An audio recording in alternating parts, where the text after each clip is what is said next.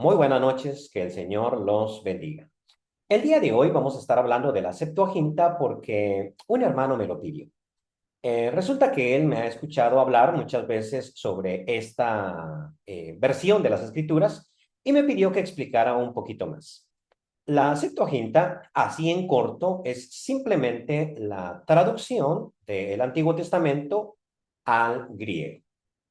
Pero como a mí me gusta complicar un poquito más o explicar un poquito más para que tengamos una comprensión más amplia, quiero contarles que el Antiguo Testamento fue escrito en hebreo. No fue escrito en español, mucho menos en inglés, fue escrito en hebreo. Y no porque el hebreo sea un idioma especial, porque tenga ciertas cosas que no tiene otro idioma, no, no fue por eso. Dios se comunica al ser humano en el idioma del ser humano. Y puesto que el pueblo de Dios, el pueblo de Israel, en el Antiguo Testamento hablaba hebreo, pues Dios comunicó su mensaje en hebreo. Con el pasar del tiempo, los israelitas se comportaron mal y por eso fueron llevados al exilio, primero por los asirios y después por los babilónicos. Pues los babilónicos tenían o hablaban el idioma arameo. Entre el arameo y el hebreo hay mucha semejanza, pero son dos idiomas. Es como el español y el portugués. Hay ciertas cosas de portugués que yo puedo entender sin haberlo estudiado, pero hay mucho de él que no puedo entender.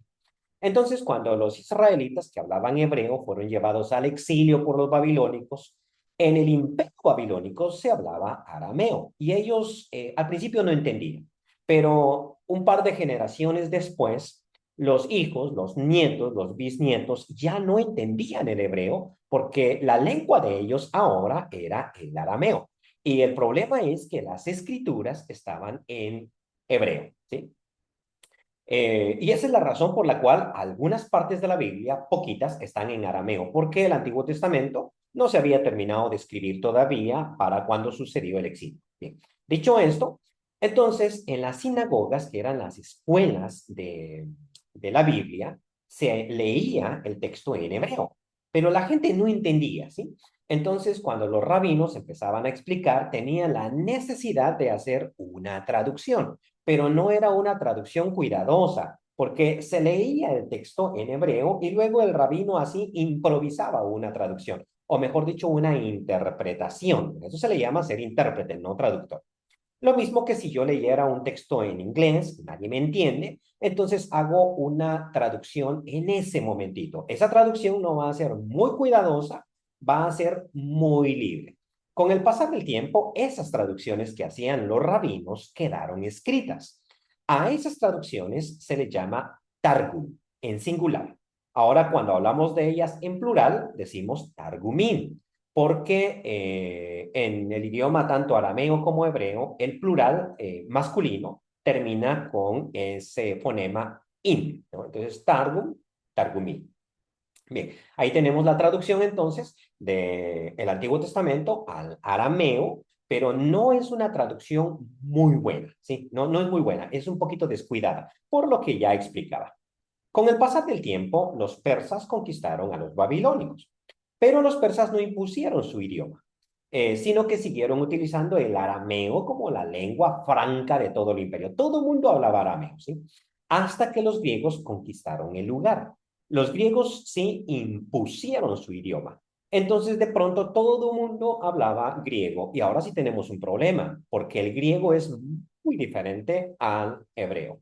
Y los hijos, los nietos, los bisnietos, los tataranietos de los judíos que estaban en el mundo de habla griega, que podríamos decir, con excepción probablemente de la Mesopotamia y Persia, todo el mundo hablaba griego en aquella época. Esos judíos que habían crecido en el contexto griego no entendían nada cuando se leía el Antiguo Testamento en hebreo. Y por eso surgió la necesidad de traducir la Biblia al griego. Así surge la Septuaginta. Ahora viene la leyenda, ¿sí? La leyenda dice que hubo en Egipto un gran rey que se llamó Ptolomeo II. Eh, Filadelfo también se le apodaba. Y él hizo la gran biblioteca de Alejandría, ¿no? Esa biblioteca famosa, no tenemos lamentablemente, Y ahí quiso poner todos los libros conocidos de aquella época y obviamente los libros también de la ley, lo que los hebreos llamaban la Torá, el Génesis, el Éxodo, Levítico, Número y Deuteronomio. Y quería una traducción muy buena, así que la patrocinó. La leyenda dice que de Jerusalén el sumo sacerdote envió a 72 traductores profesionales. A estos 72 traductores los pusieron en 72 cuartitos, cada uno separado del otro, y cada uno de ellos hizo una traducción de la ley, y al comparar las 72 versiones, cuenta la leyenda que no había diferencia alguna en esas traducciones. Era una traducción perfecta de la ley. Bien, esto es leyenda, pero de allí viene el nombre de esta traducción. O sea, por eso es que se le llama de los 70, no de los 72, porque redondearon el número, ¿sí? De los 70 o la Septuaginta, como se le conoce generalmente en términos eruditos. Y por eso también se le conoce simplemente con el número 70 en romano, es decir, en latín. La L seguida de dos X. Hace referencia entonces a esta traducción. Ahora, ¿qué tan cierta es esta leyenda? Déjenme dudarla, ¿sí? Déjenme dudarla. Lo cierto es que la Septuaginta, como tal, es la traducción del Antiguo Testamento hebreo y partecitas en arameo al griego. Y no toda tiene el mismo nivel de precisión. Cuando nosotros vamos a la ley, a la Torah, esta está muy bien traducida, muy cuidadosa. Entonces, sí hubo algo del patrocinio del rey probablemente, y sí hubo ciertos traductores expertos. Pero cuando ya vamos a otros textos, vemos una calidad de traducción diferente, un tipo de griego distinto, ¿no?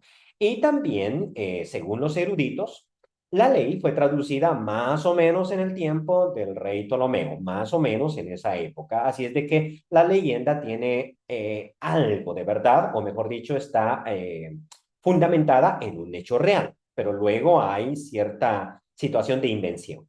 Pero el resto del Antiguo Testamento fue traducido en tiempo posterior. E incluso para algunos eruditos, ciertos libros como el libro de Esther o el libro de Ruth todavía no habían sido traducidos para la época de Jesús.